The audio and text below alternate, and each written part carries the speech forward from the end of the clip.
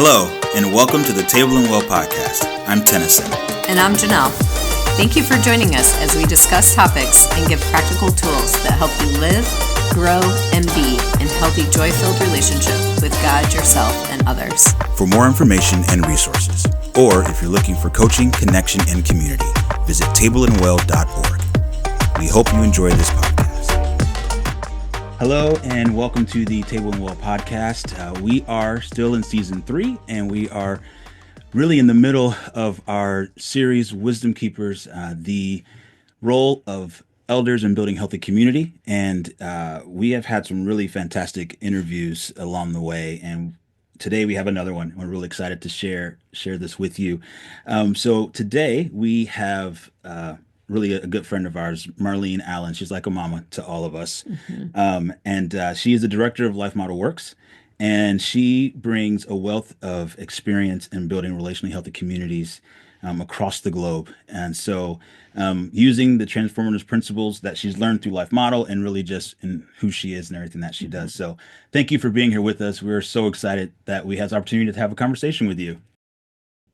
Good. Thank you guys for the invitation. I'm excited. I'm nervous. What do I? Wisdom Keeper? Oh, I like that. I'm getting a t-shirt. We need a t-shirt. That would be great. I want a t-shirt.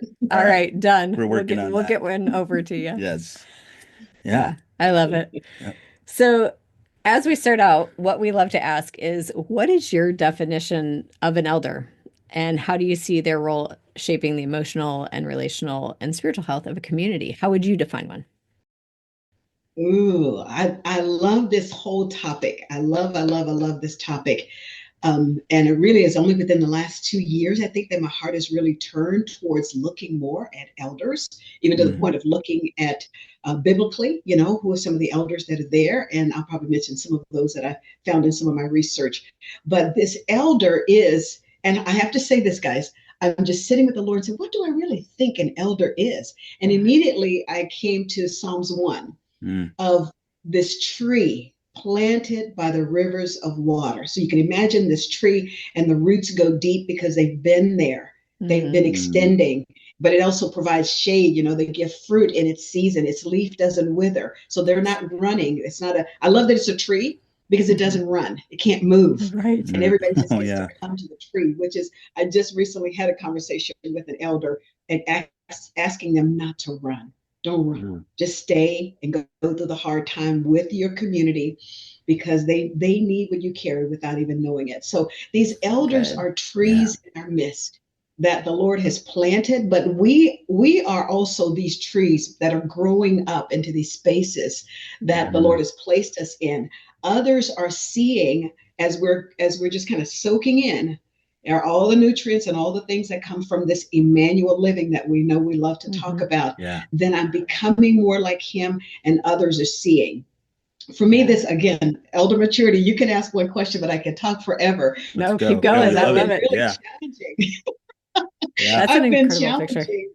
others. And just about maybe 4 or 5 years ago at my church in Denver, we started an over 50 single group. And the first night we sat together, and it was all ladies and one man. I was like, he was happy. He was like, oh yeah, I don't get to share. He knew where to be. But anyway, we started talking about what would we like this group to be? And they started naming different things. Well, we could do this, and we can do that. And then at the end, I said, well, here's the challenge I have for us. We will do all those fun things together, and we will do life together. I said, but I'm asking us all, because they were all women, and this one man in the group who had been at the church for a long time. And I said, I want us to start challenging ourselves to say, here I am walking with the Lord, showing up at this church, being a part of their groups. But who is even coming to say, hey, who are you? I want to have coffee with you. Who's following us?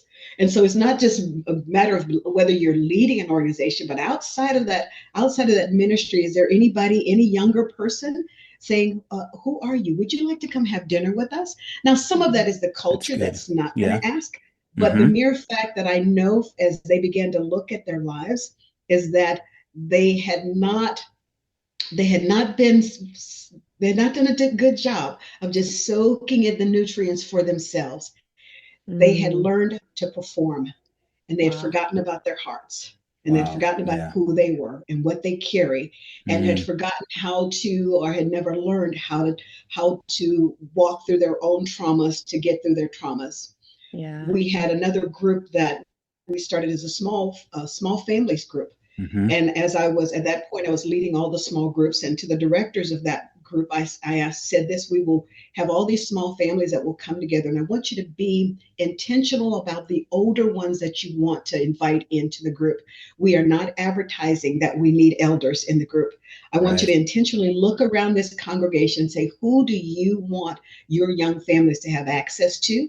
And you want them to have access to your young families. What is this two-way? Because the last thing we want is for an older person to show up and the whole night is about them and their woes and their troubles. It's like, that wasn't what we're going after. Right. Right. But even back to my friends, it was an invitation for them to step in to looking at their own hearts. Yeah. Because too many, I'm sorry, I'm just so You're great. I You're No, keep I want great. to love this. apologize because No. these are the things that I'm looking at. Yeah. People my age end up buying homes or living in these homes by themselves, 3 and 4 bedroom homes. And that's the last thing I wanted, because then I end up being this old biddy who doesn't know how to get along with everybody. And why did you put that fork there? And why didn't you pick this up? And what did you, and why'd you park there? And it's like, Uh, ugh. And so I was challenging them to say, guys, let's not live these secluded lives. Let's So hmm good. invite people into our mess with us, but let's Mhm. be that listening ear to attune to each other. So as you can tell, I'm not looking at the community right now. I'm just looking at Yeah. the elders. Yep. Yeah. Yeah. Elders, will you take a quick look at your own heart and your own self? Will you allow somebody else in that will be iron that sharpens iron? Will Yeah. you hmm take off the badges and the positions and everything else and be so real with people around you so that we can truly see the treasure that's in you? Yeah. So And good. that's a big deal because of the performance. Okay, you can ask No, another that's question. so well. No, Yeah. See, I've been sitting on this stuff.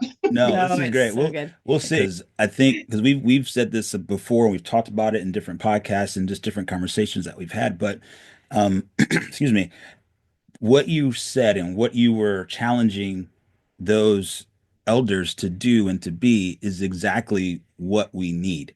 Like, we Yeah, need elders that are not perfect elders. They don't have to be perfect. I think even Jim talks about that in the book, his three new books there, the Building a More Healthy or Human Community. But in that third one, I'm actually kind of reading through that one right now, and there's a part in there that says, you don't have to be perfect and be perfection. We just need you to be an elder. And then grow into that. It's like, we just need you to be an elder. And you inviting them into that is It's beautiful huge. and Yeah. huge, because we need that as young elders, as young families, as singles, as we need someone to actually look at and say, how do I do this? I don't understand. How do we walk this out? And then have someone be able to walk that out and mess up and then own it and say, okay, let's try that again. Here's how we do this. And so that's Yeah. great. I And love even that. that visual picture that you painted, Marlene, of the tree. Gosh, that's gonna forever change the way I think about an elder as well. Deeply rooted. Yeah. And the goal is to provide stability and shade. yeah, And yeah, it really paints a beautiful visual picture of like, oh, that's what I'm to do. Because we can make it about performance and hmm check yeah, boxes and doing like busy do, right? But it looks like stable being. Yes. It's yeah, stable being, not busy doing. yeah, yeah, yeah. Yeah. And I laughed when I first said it because this is the picture I have, and then we are reading Dr. Wilder's the That's the third Yep. book one. on Yep. elder. I started reading it because I have another webinar coming, so I was reading it for work. And then I finally said, "Ooh, you better read this for yourself, girls, because this is good." Yep. Yep. And but it was funny. After that, then I'm reading, and he says the same tree analogy. It's He like a does. tree. I said, "Hey, I said Canopy. it first. I said it I first." said it first. He talks about a canopy of trees, but yeah. Yep. Well, I But didn't realize. these trees, Yeah. I still imagine this tall tree, and when you get up in the tree, you can see a whole lot more than what you can from the ground.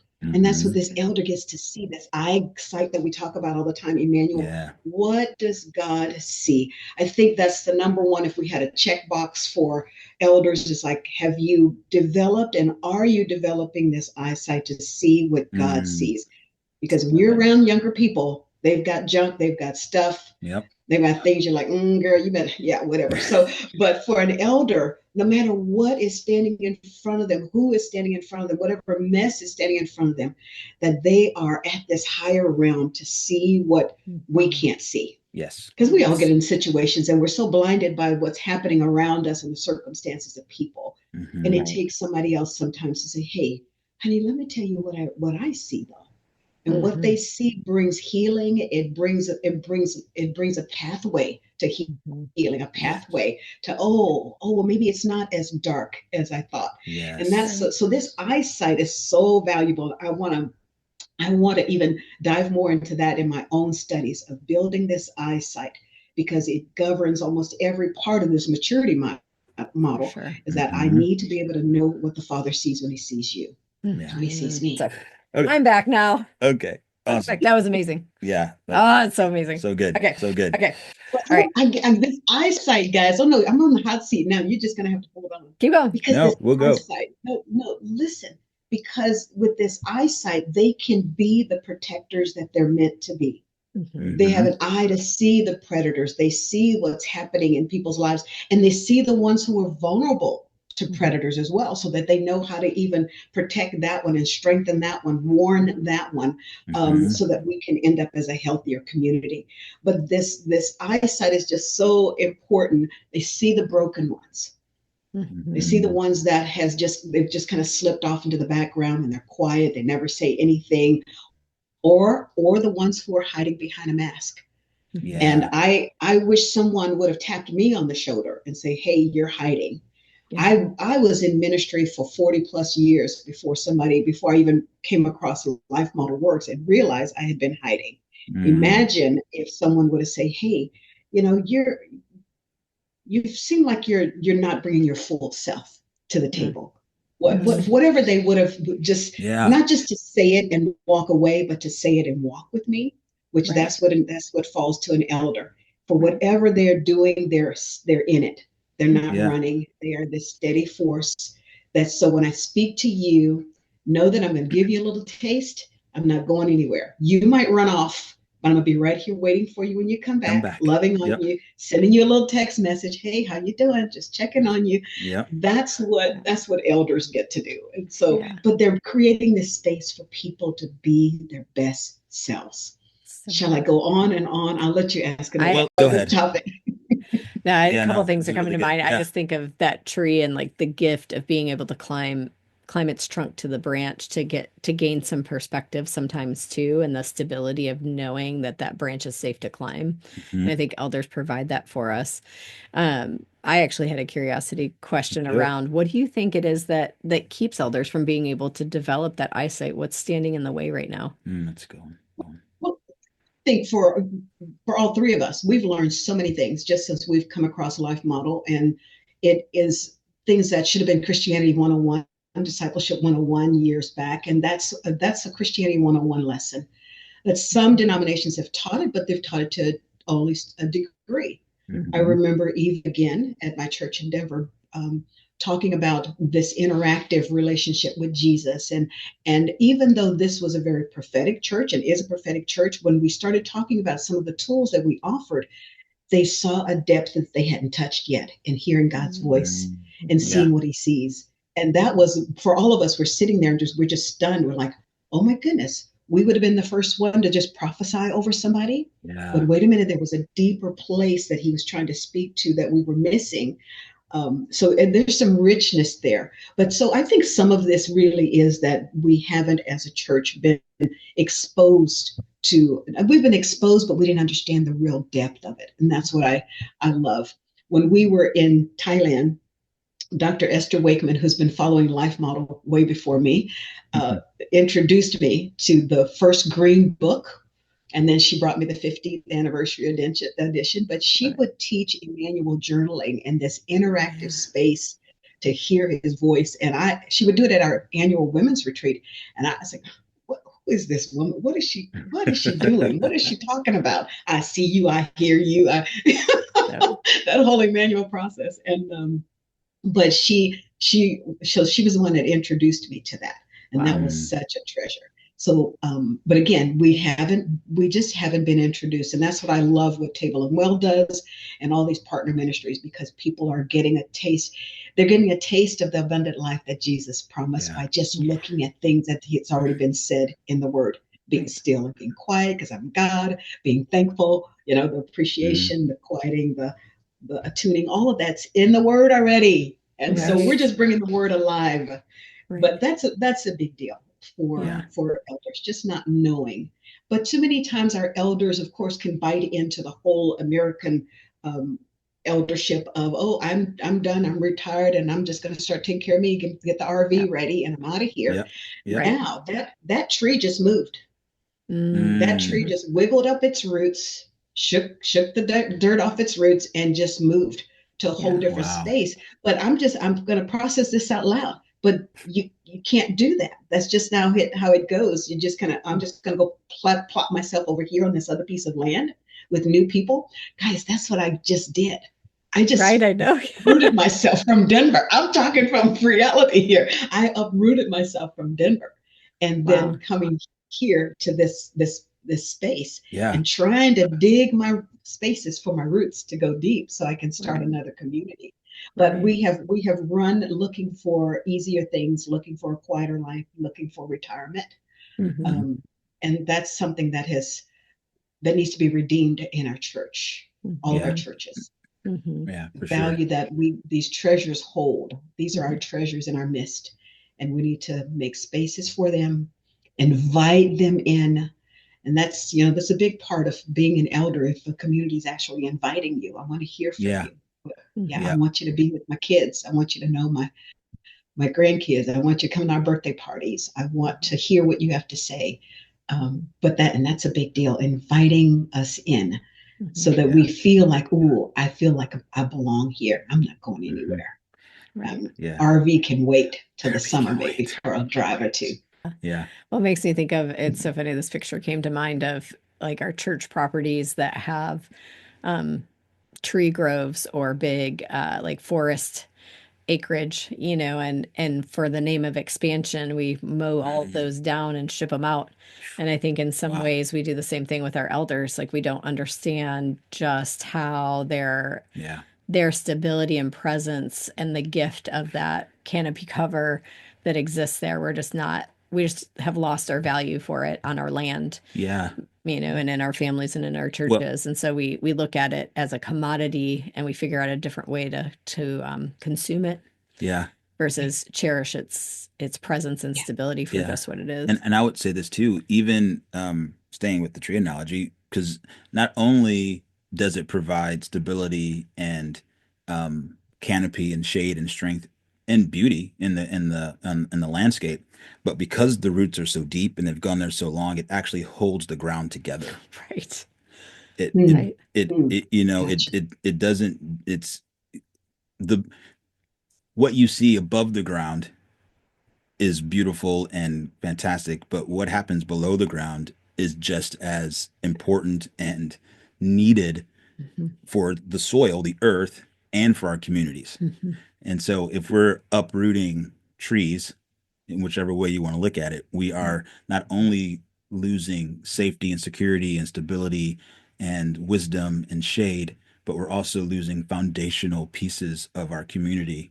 And we no longer have that history in the community. Yeah, you're right. So even moving to this community, then I had to start digging in the dirt a little bit. And my new home has this incredible office with the front window. I use the front bedroom as my office, and created that. So I get to see everything. So I get to see who's out there. I really feel like the little old nosy neighbor, but that's I don't want to say that. But I've met this young lady who lives there. Then we met the next family, and so I just one family after another. I met them, and so you know what I did? it's going to be my first Christmas here. And so I put an invitation on all of their doors. I said, guys, we have an international community. It's a new development. So we're all new to the area. Wow. And so at the top of the cul-de-sac is an Iranian couple. Then coming into the cul-de-sac, we have from Mexico. Then we have Venezuelan married to Lebanese. Then we have the Philippines. Wow. Then we have Mexico again. And then here's little Miss Marlene right in the middle. Then I've got Nigeria. Exactly where you should be. You're right at home. Oh my goodness. We got those people in one room and they loved it.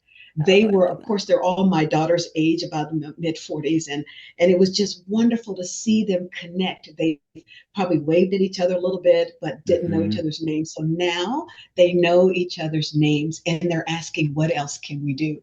So the next thing we did was on New Year's Eve, say, hey guys, get your lawn chairs out. We got fire pits and fireworks. Let's do it.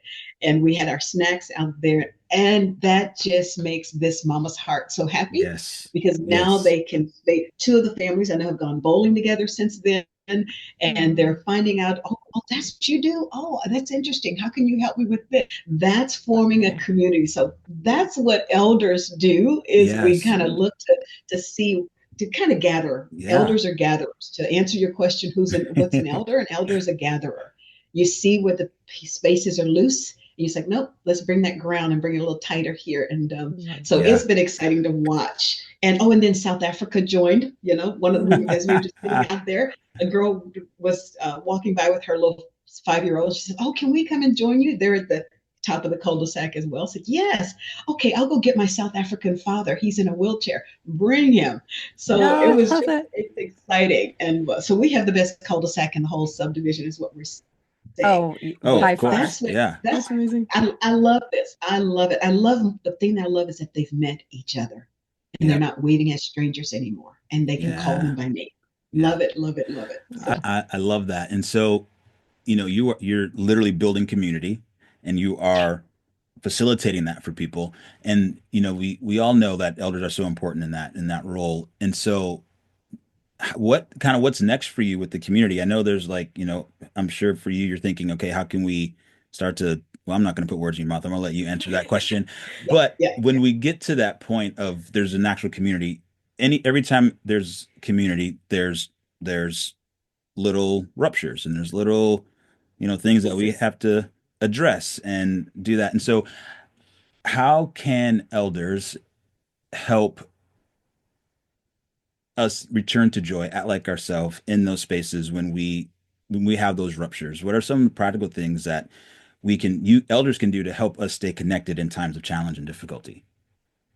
That's a very good question. And even to tie in to this community, and I would tie it into this community because some of us have done that. We've moved to be closer to our kids, and so we had to uproot. And so we have a road that we've just started to travel together relationally, so that they know they see the same Marlene every time they see Marlene. Mm-hmm. It's not a iffy, is she going to be nice when I open the door, or I'm bothering her, or what? And so that has to be a standard for our lives. And I've learned how to be my best self, so that every time I'm encountering any one of them, they're getting the same Marlene, which will lead later to conversations about being their best selves. So what's good about, I did move to Texas, and there are a lot of Christians here. And it surprises me when people say, well, what do you do? And I say that, oh yeah, I'm a Christian too. And I get a whole lot more than what I did in Colorado. That's true. Now it's probably. oh, okay. This is going to be a little easier. And so I know some of them have already mentioned different things, spiritual things. And so now they get to tap into some of those conversations, but just being here for each other. One of them had her whole family here, and just making sure, what do you need? Can we help you with anything?